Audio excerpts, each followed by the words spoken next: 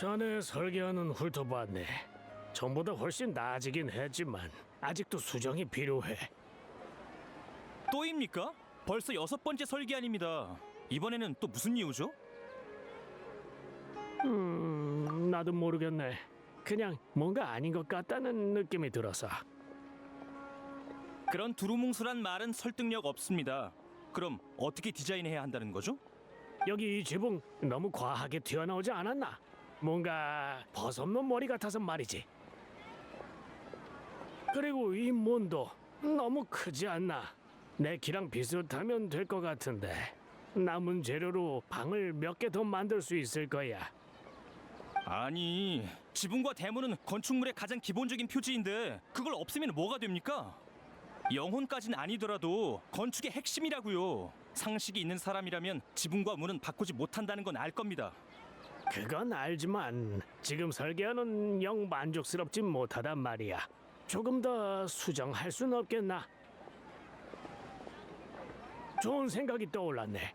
지붕에 튀어나온 부분을 덜어내고 건물을 나무 줄기처럼 수직 구조로 만드는 건 어떤가? 네? 건축은 대칭의 미를 살려야 한다면서. 이 방법대로면 상하 좌우가 전부 대칭될 걸세. 아니, 어떻게 그런 방법을... 설마 누가 절 골탕 먹이려고 당신을 고용한 건 아니겠죠? 최근에 원한 살 만한 일을 한 적은 없는데. 아무튼 전 못하겠으니 다른 전문가를 찾으시죠. 그럼 이만. 젊은 친구, 조금 더 상의해 보자고. 이봐.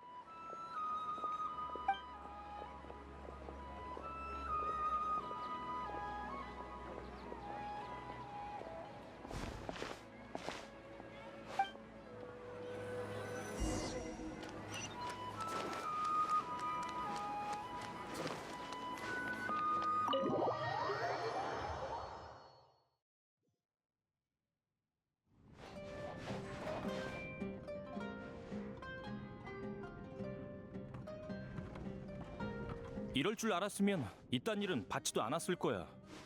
응? 술집에서 다 만나다니 우연이네. 잠깐, 술집은 어쩐 일이야? 적당한 음주가 건강에 도움이 된다는 건 다 헛소리니까 믿지 마. 술은 건강에 해롭다고.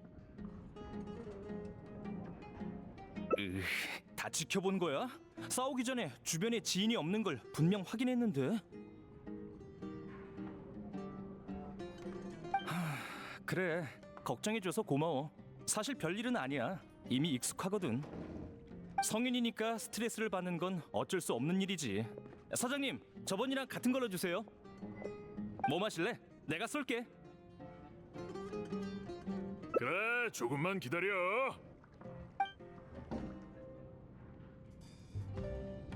이번에도 비밀로 해줘. 의뢰인이랑 다툰 건 자랑거리도 아니고 소문이라도 났다간 잠재 고객이 겁먹을지도 모르니까. 그나저나 그 의뢰인은 대체 무슨 생각이냐고. 그렇게 이상한 요구가 어딨어. 아무것도 모르면서 아는 척하긴.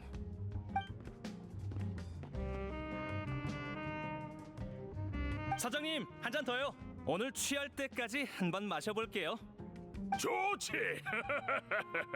그런데 딱히 오늘만 그런 게 아니지 않나?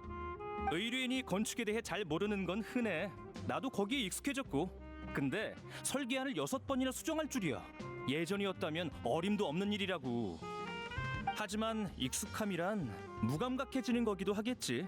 졸업 이후로 수많은 프로젝트를 했지만 설계안이 한 번에 통과된 적은 없었어.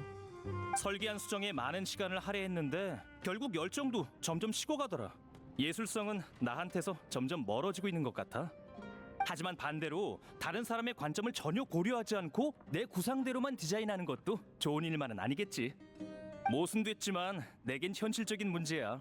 예술을 어떻게 정의해야 하는가? 신이 내린 영감인가? 아니면 내 몸에서 탄생한 지혜의 빛인가? 여기 주문한 술이야. 겨우 한 잔 마시고 대체 무슨 헛소리인가? 전에 올 땐 이렇게까지 빨리 취하진 않았잖아. 사장님은 예술이 뭐라고 생각하세요? 예술? 하, 이봐 친구. 수메르에서 너보다 예술에 대해 더 아는 사람은 없을 텐데. 난 예술보다 장사에 더 관심이 많으니까 너희끼리 천천히 얘기 나눠. 어? 난 다른 손님한테 가볼게. 여행자, 넌 뭐라고 생각해?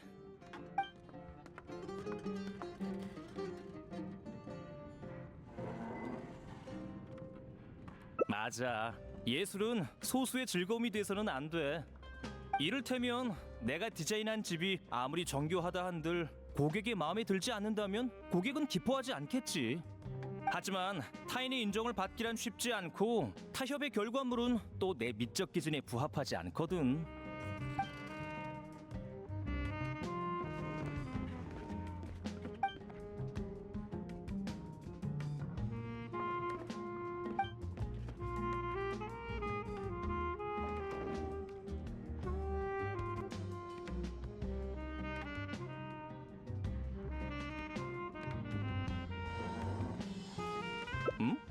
아, 호의는 고맙게 받을게. 하지만 그건 힘들 거야. 방금 의뢰인의 태도는 너도 봤잖아. 그 녀석은 내 디자인을 전혀 이해하지 못하고 있어. 수정 방안이랍시고 내놓은 것도 날 놀리는 것 같고.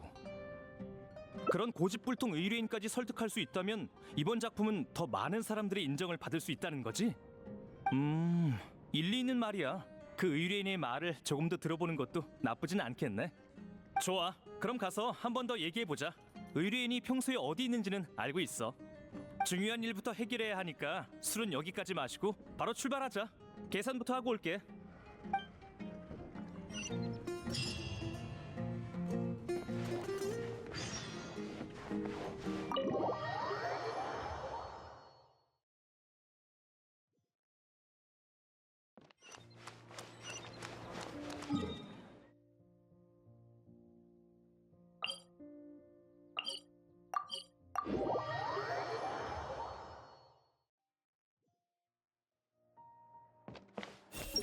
아직도 돈이 좀 모자라.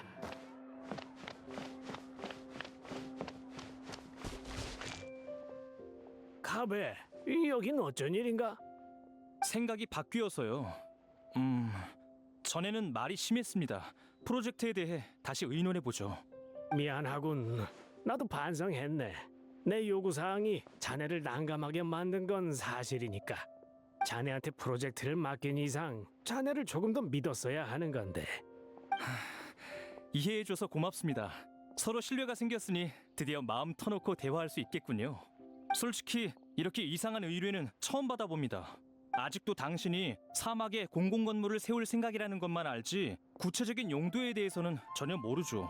너무 구체적인 요구사항은 디자이너를 제한하지만 모호한 요구사항도 마찬가지로 난감합니다. 많은 설계안을 보여드렸지만 당신 마음에 드는 건 하나도 없었죠. 이런 의미 없는 소통이 계속돼봤자 10년이 지나도 공사를 시작할 수 없을 거예요. 그건 생각해보았네. 대체적인 방향은 자네가 마지막으로 제출한 버전에 따라 디자인하면 될 거야. 다만 모델링 문제는 나중에 얘기하고 이 벽돌을 더 저렴한 거로 바꾸면 안 되겠나? 석재 장사를 하는 친구가 자기가 파는 붉은 벽돌은 이렇게 비싸지 않다고 하던데. 그리고 여기 목재도 다른 재료로 대체할 수 있을 것 같군. 또 골치 아파지는군요. 잠깐 생각해 보겠습니다. 그러니까 예산을 낮추고 싶다는 거죠? 그 요구대로라면 이 설계안은 적합하지 않습니다. 건축 디자인은 전체로 봐야 하거든요. 사소한 변경도 전반적인 품질에 큰 영향을 주죠. 예를 들어 튼튼한 양질의 목재를 사용한 이유는 하중을 견뎌야 하기 때문입니다. 그리고 벽돌도 마찬가지죠. 이걸 바꾸면 벽화를 새로 디자인해야 하는 데다 건물의 예술성과 기능성이 크게 떨어질 겁니다. 비바람을 막는 허름한 건물을 원하는 거라면 애초에 절 찾을 필요 없었습니다. 다른 건축가들도 충분히 할 수 있는 데다 비용도 훨씬 저렴하니까요. 사실 이 설계안을 조금 더 수정할 수는 없겠나? 당신이 조금 더 구체적인 방향을 제시할 수 있다면 수정 못할 것도 없죠. 의뢰인의 요구사항이 최우선이니까요. 난 특별한 건물을 세우고 싶다네. 조용하고 아늑해서 외부와는 완전히 다른 세상이었으면 좋겠군. 이 건물에 들어오는 사람이 잠시나마 외부의 일을 잊고 자기가 하고 싶은 일에 열중할 수 있었으면 좋겠어. 저번보다는 구체적이긴 하지만 요구 사항이라기보단 부자들의 공통된 희망 사항에 가깝네요. 수정을 거듭한 결과 지금 버전이 가장 저렴한 설계안입니다. 재료 비용을 낮추는 건 예산 절감에 큰 도움이 되지 않아요. 최종 품질도 크게 떨어지고요. 고생 많았네. 예산 일은 조금 더 고민해보고 다시 답변해 주지. 사업 회의가 잡혀 있어서 이만 가봐야겠네. 설계안은 일단 수정할 필요 없어. 나중에 다시 연락하겠네.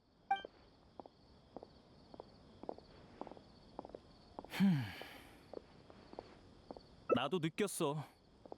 그건 좀 아닌 것 같은데. 의뢰인의 사생활을 침해하는 거잖아. 하지만 수상하긴 해. 옷차림을 보면 부자 같긴 한데 막상 대화를 나눠보면 여유가 별로 없어 보여. 그건 딱히 이상하지는 않아. 부자라고 다들 통이 큰 건 아니거든. 저 사람처럼 인색한 사람도 꽤 많아. 오히려 돈이 많은데 지독한 경우도 있어. 이를테면 매달 빚독촉을 하거나 시도 때도 없이 집세를 내야 한다고 눈치 주는 사람도 있지. 그나저나 이 의뢰인은 진지하게 의뢰한 게 맞나? 요구사항이 모호한 건 둘째치고 설계안이 확정됐는데도 핑계대면서 질질 끌고 있잖아. 이대로 가다간 공사 날짜가 얼마나 미뤄질지 모르겠네. 한 번 더 제대로 물어보고 빨리 공사를 시작해야겠어.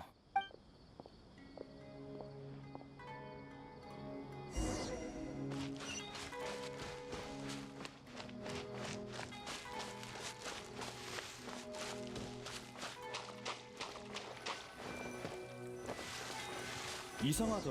어디 갔지? 아까 이쪽으로 간 것 같았는데. 좀 더 앞으로 가서 찾아보자.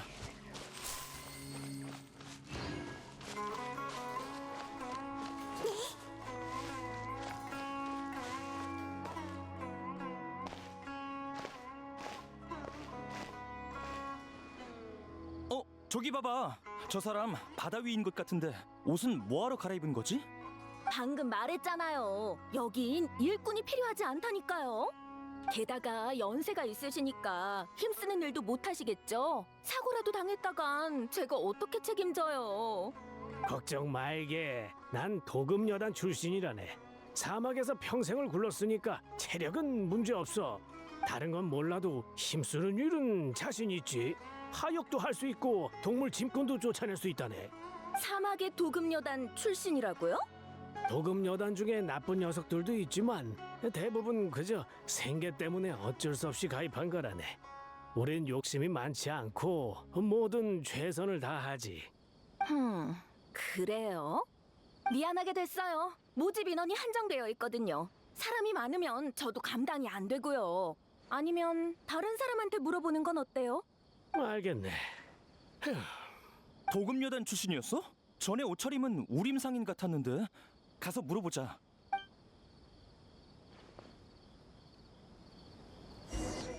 전부 다 아직도 돈이 좀 모자라.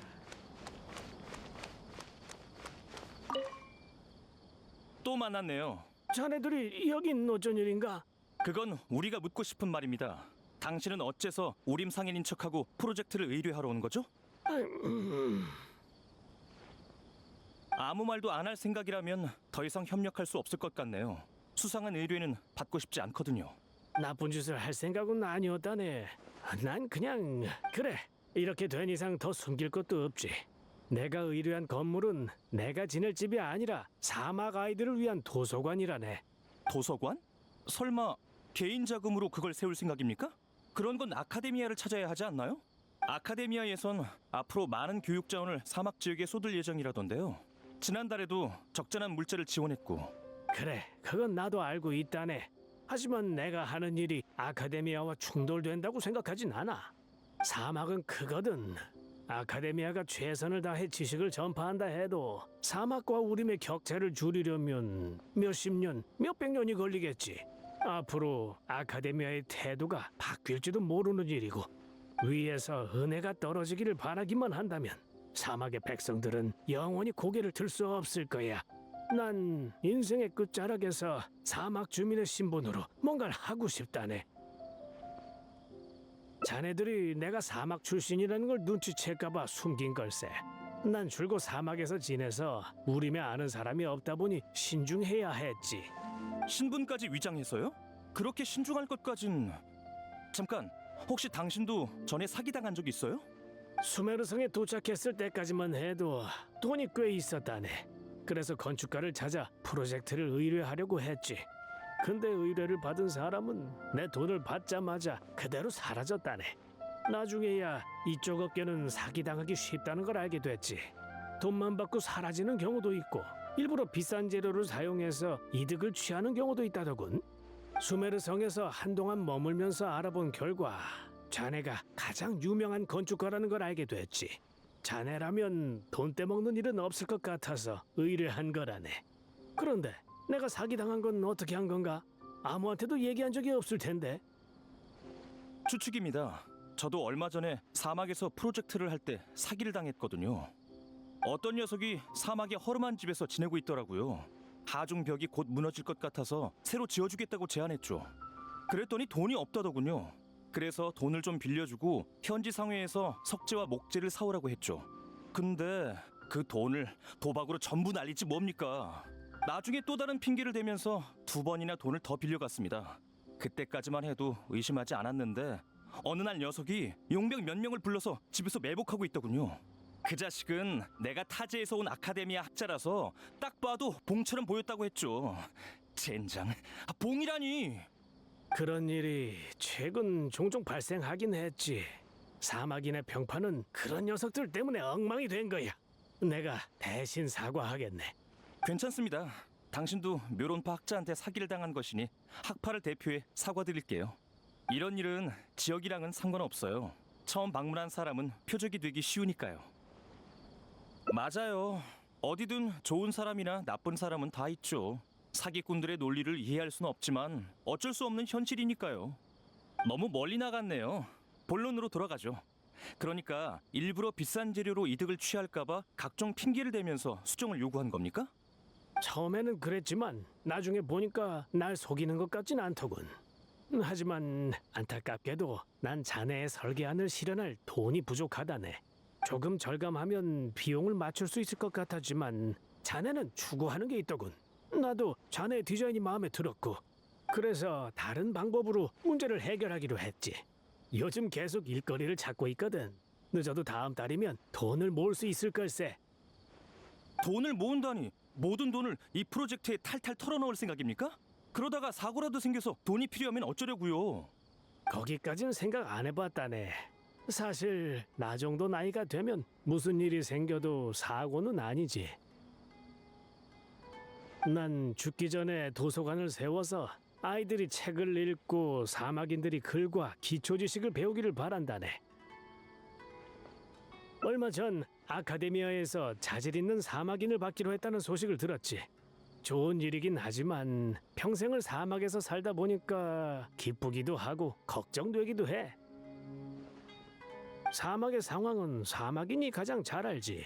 사막에서 태어난 아이는 대부분 배움에 흥미도 없고 환경도 없다네. 아카데미아에서 사막 아이들을 양성하려고 해도 교실에 들어선 순간 아이들은 주변 사람과 자신이 다르다는 걸 알게 되겠지. 어쩌면 따돌림을 당할지도 모르고. 상상이 가네요. 전 아버지를 일찍이 여의었습니다. 대인관계가 괜찮은 편이었지만 한동안은 다른 친구들의 이상한 눈초리를 받았죠. 사막에서 온 아이라면 더욱 많은 어려움을 겪게 될 겁니다. 다시 디자인으로 돌아가서 조용하고 아늑하며 잠시나마 바깥 세상의 일을 잊고 책에만 집중할 수 있는 건물을 만들고 싶다고 했죠? 지금 설계한 대로라면 상당한 예산이 필요해요. 제가 디자인 비용을 받지 않는다 해도 예산이 부족할 겁니다. 넌 혹시 무슨 좋은 방법 없어?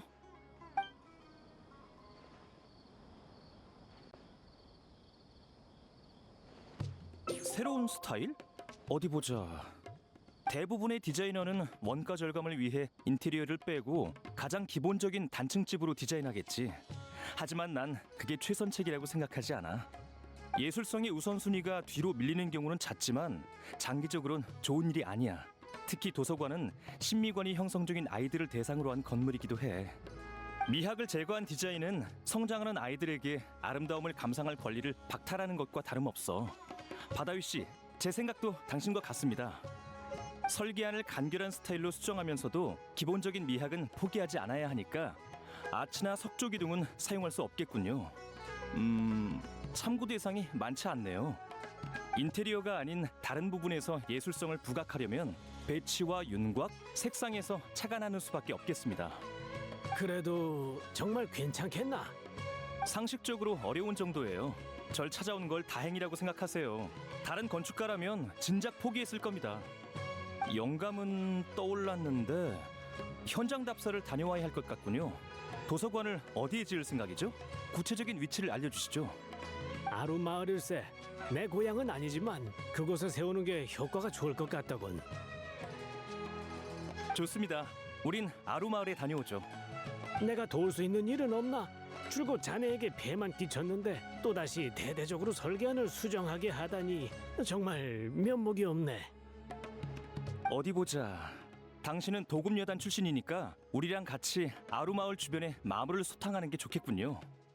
상로가 원활해야지 건축자재 운송 손해를 줄일 수 있고 운이 좋으면 예산이 절감될 수도 있죠. 그래, 걱정 말게. 이건 내 본업인 셈이니까. 더 지체할 것 없이 준비하고 바로 출발하죠.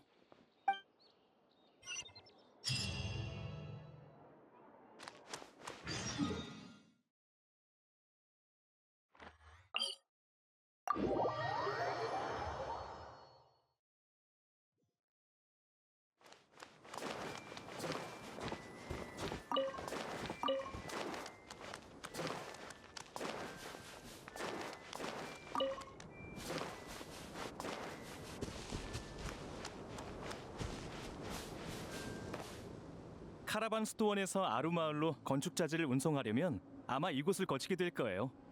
마물이 잔뜩 모여 있네. 얼른 처리하죠. 힘드시면 언제든지 얘기하세요. 이깟 마물쯤은 아무것도 아니니까 걱정 말게. 나도 조심할 테니 자네들도 경계를 늦추지 말게.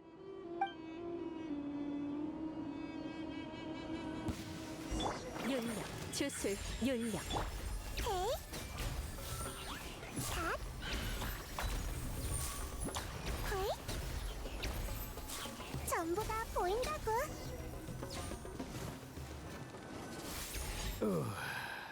아휴, 괜찮네. 난 사막의 마물들과 평생을 싸워왔으니 놈들은 날 이길 수 없지. 다만 마물을 이길 수는 있어도 젊었을 때 생긴 이 등의 상처를 이기긴 어렵구만. 아휴, 과거 몇몇 용병단과 난투극을 벌이다가 칼에 찔리고 말았지. 젊었을 땐 크게 신경 쓰지 않았지만 나이가 들어서야 심상치 않다는 걸 알아차렸다네. 대부분 용병은 편한 노후를 보내지 못하지. 건강은 부나 명성으로 바꿀 수 없으니까. 부와 명성조차 없는 녀석들도 많고. 당신을 돌봐줄 사람이 있나요? 없다네. 내 아내는 일찍 세상을 떠났고 자식도 없어. 가끔 눈을 감으면 내 삶이 이대로 끝나지 않을까 싶네. 돌이켜보면 많은 아쉬움이 떠오르지만 딱히 다른 선택지도 없었지. 난 10몇 살에 도금여단에 가입했고 수많은 전투를 치렀어. 살아남은 것도 능력이 뛰어나서라기보단 운에 가까웠지.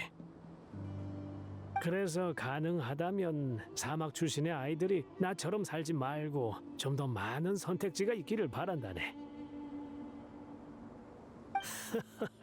미안하게 됐군. 나이가 들면 말이 길어지는 법이라네.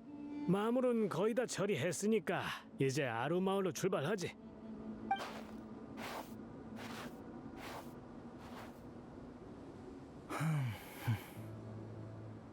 자신과 무관한 사람을 돕는데 전 재산을 쓰는 바다위가 참 대단한 사람인 것 같아서 어쩌면 삶에 마모되지 않는 선량함을 타고난 걸지도 몰라. 그럴지도 모르지. 하지만 우린 출발점이 조금은 달라. 누군가는 날 이상주의자라고 부르지. 물론 난 가끔 이상에 젖어 있을 때도 있어. 이를테면 모두가 즐겁게 지냈으면 좋겠다는 생각 같은 거. 하지만 내 사정은 조금 복잡해. 시작은 이상이 아닌 죄책감에서 비롯됐으니까. 어렸을 때 충동적으로 아카데미아에서 개최하는 제1기 학부대항전에 참가해보라고 아버지를 부추긴 적이 있어. 아버지는 날 위해 자신만만하게 나섰으나 우승을 거두지 못하셔서 한동안 의기소침하셨고 나중에 사막 답사를 신청하셨지. 그 뒤로 난 아버지를 본 적이 없어. 유사에 휘말렸다고 들었는데 다른 속사정이 있다 해도 어쨌든 그 일의 근원은 바로 나야. 그래서 난 뭔가를 하기로 결정했어. 처음에는 속죄가 목적이었지. 특정 사람이 아니더라도 누구나 도왔어. 아마 마음이 편해지려고 그런 거겠지. 지금은 나도 모르겠어. 나 자신을 분석해봐도 알 수 없었지. 난 보고 들은 일을 그냥 지나칠 수 없더라고. 나랑 관련이 없어도 말이야. 대체 이 감정의 근원은 뭘까? 인론파 학자들이 늘 말하는 사람은 자신을 인지하기 어렵다라는 말이 맞는 거려나? 끝없는 죄책감일지도 강렬한 공감일지도 단순한 자만일지도 몰라. 이유는 많지만 결과는 하나지. 하지만 이상주의자라고 불려도 딱히 상관없어. 우리 아버지도 그렇게 불렸거든. 뭐 그땐 이상주의자라는 단어가 지금처럼 다양한 의미를 담고 있진 않았지만 아라이탐과 알고 지내면서 줄곧 이 일에 대해 의논해왔어. 논쟁이라고 하는 편이 더 정확하겠네. 아라이탐은 아무리 수영을 잘해도 물에 빠진 사람을 구하다가 힘을 다하면 휘말려 죽을 수밖에 없대. 그게 이상주의자의 말로라고. 난 내 주장을 고수하면서 수많은 이유도 제시했어. 내가 선택한 길이 완벽하진 않지만 이 세상에 완벽한 게 얼마나 되겠어? 근데 걔는 나랑 성격이 정반대라 설득이 안 되더라.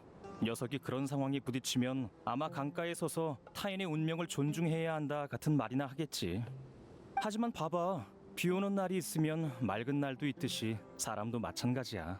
많은 이상주의자들이 자신과 관련 없는 사람의 운명에 관심을 갖지.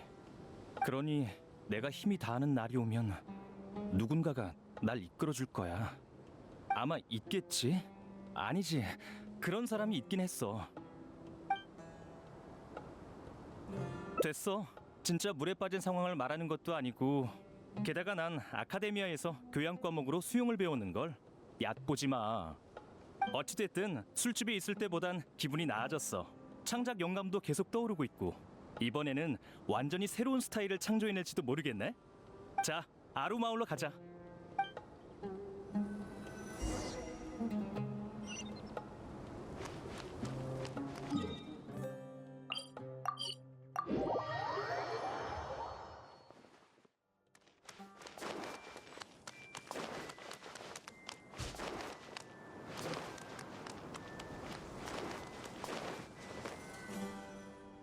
도면은 제 파트너한테 부탁하면 됩니다. 메흐락.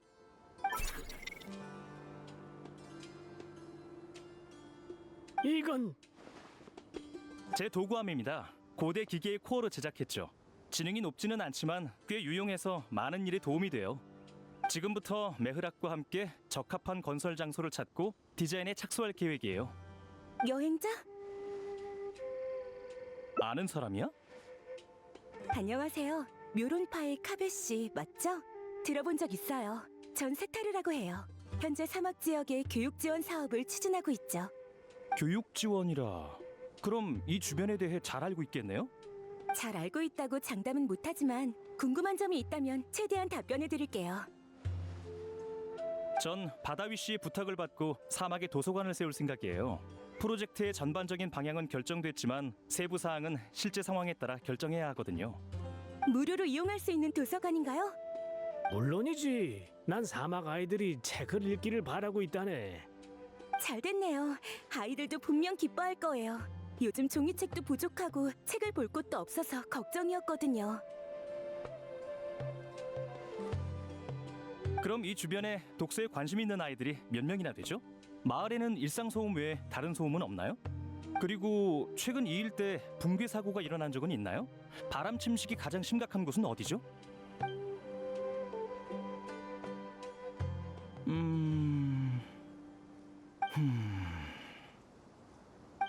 좋아. 이 정도면 대충 됐어. 바다위 씨, 예산을 다시 확인해 보죠. 건물의 구조는 그대로 가고 규모를 확장해서 수용 인원을 늘리는 겁니다. 그 편이 채광도 좋고요. 비용이 가장 많이 드는 부분은 단열판과 환기 장치입니다. 덥고 답답한 곳에서 책을 읽고 싶어하는 사람은 없어요.